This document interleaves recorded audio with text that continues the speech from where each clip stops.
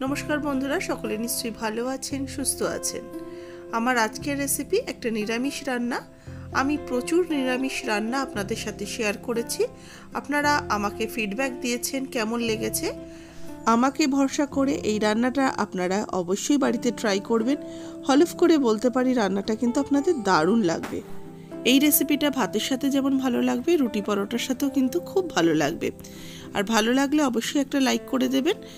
নতুন বন্ধুদের স্বাগত জানিয়ে পুরনো বন্ধুদের পাশে থাকার জন্য ধন্যবাদ জানিয়ে শুরু করব আজকের রেসিপি। Welcome to মিমিজ recipes.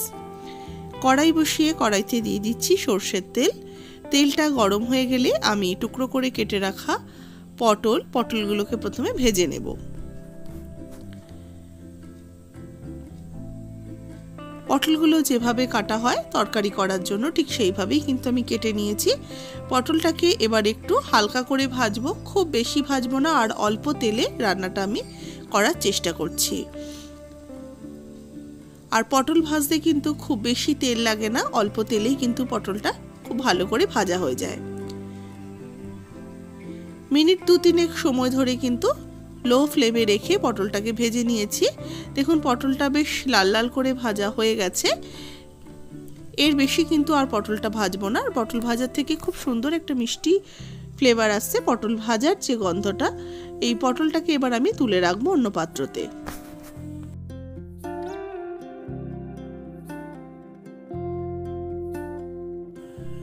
পটলটা তুলে রেখে ওই কড়াইয়ের মধ্যে আরও 1 চামচের মতো তেল দিয়ে দিলাম।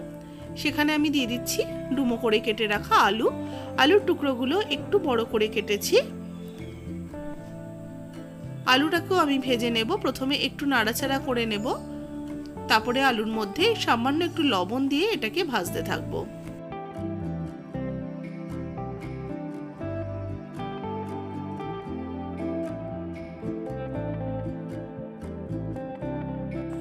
আলুতে লবণ দিয়ে ভাজলে কিন্তু ভাজাটা খুব তাড়াতাড়ি হয়ে যায়।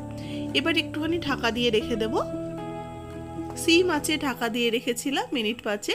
আলুটা কিন্তু এতেই বেশ অনেকটা নরম হয়ে গেছে আর সুন্দর একটা আলু ভাজারও রং চলে এসছে। তা আমি আরো কিছুক্ষণ একটু নাড়াচাড়া করে নেব আলুটাকে।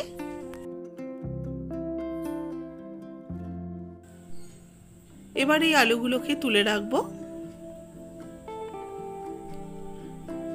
আলুটা তুলে রেখে আমি একটা মশলা তৈরি করে নেব। তার জন্য মিক্সিং জারের মধ্যে 1 ইঞ্চি পরিমাণ আদা নিয়ে নিলাম। তার সাথে নিচ্ছি 2টো কাঁচা লঙ্কা আর নেব একটা টমেটোর হাফ টমেটো আমি পেস্ট করে নেব। একটু সামান্য জল দিয়ে এটাকে মশলাটা পেস্ট করে নেব।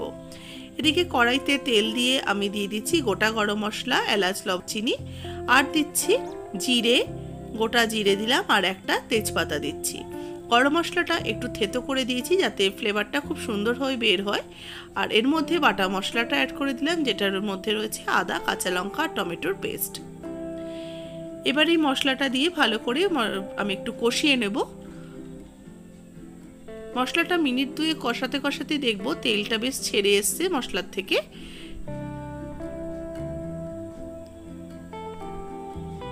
ভালো করে মশলাটাকে কিছুক্ষণ কষিয়ে নিয়েছি। এবার আমি দিয়ে দেব মুগের ডাল। মুগ ডালটা ভালো করে ধুয়ে আমি কিছুক্ষণ ভিজিয়ে রেখেছিলাম। এই ডালটা এই মশলার মধ্যে অ্যাড করে দেব। এটা কিন্তু ভাজা ডাল না, এটা কাঁচা ডালটাই রয়েছে। কাঁচা ডালটাকে ভালো করে ধুয়ে রেখে দিয়েছিলাম ভিজিয়ে।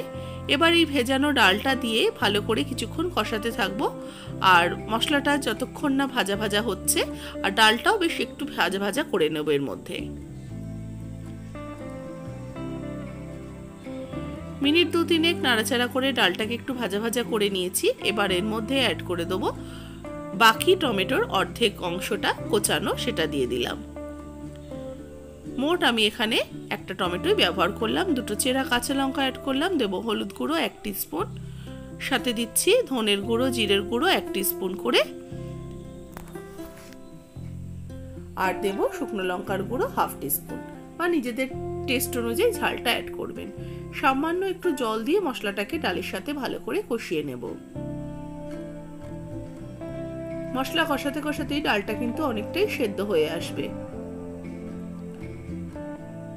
দেখুন মশলাটার সাথে ডাল ভালো করে কষিয়ে নিয়েছি।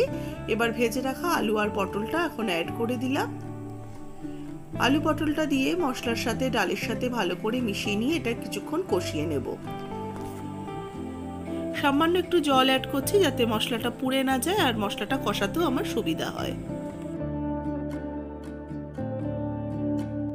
আলু পটলটা ভালো করে মিশিয়ে নিয়ে স্বাদ মতো লবণ অ্যাড করে দেব। আমি কিন্তু আলু ভাজার সময় লবণ দিয়েছি, সেটা মাথায় খেয়াল রেখেই লবণটা অ্যাড করতে হবে। ভালো করে আবারও আমি মিশিয়ে নিচ্ছি। এবার আমি ঢাকা চাপা দিয়ে আবার রেখে দিলাম। মিনিট 10 আমি ঢাকা দিয়ে রেখেছিলাম একদম লো ফ্লেমে, যাতে আলু আর ডালটা খুব ভালো করে সেদ্ধ হয়ে যায়। দেখুন ঢাকাটা খুলে নিয়ে আমি গ্যাসের ফ্লেমটাকে একটু বাড়িয়ে দিয়ে মশলাটা কষিয়ে নিয়ে এখানে আমি 2 বাটির মতো জল অ্যাড করে দিলাম। ভালো করে মিক্সড করে নিচ্ছি। দেখুন ডাল কিন্তু এখনো আমার সেদ্ধ হতে একটু সময় লাগবে।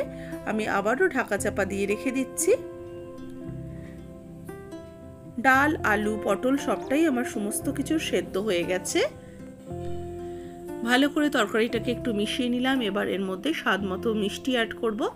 চিনিটা সম্পূর্ণ অপশনাল, আপনারা যদি পছন্দ না করেন না দিলেও চলবে। এবার এর মধ্যে দিয়ে দিচ্ছি ঘি।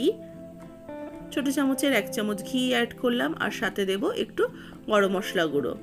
ঘি গরম মশলা গুঁড়ো দিয়ে একটু নামালে পরে তরকারিটার কিন্তু স্বাদটাই একদম আলাদা হবে। হালকা হাতে আবারও মিক্সড করে নিচ্ছি, বেশিক্ষণ আর ফোটাবো না। এবার নামিয়ে সার্ভ করে নেব। তৈরি হয়ে গেছে আমার এই মুগ পটল। কেমন লাগলো অবশ্যই জানাবেন। ভালো লাগলে লাইক শেয়ার করবেন।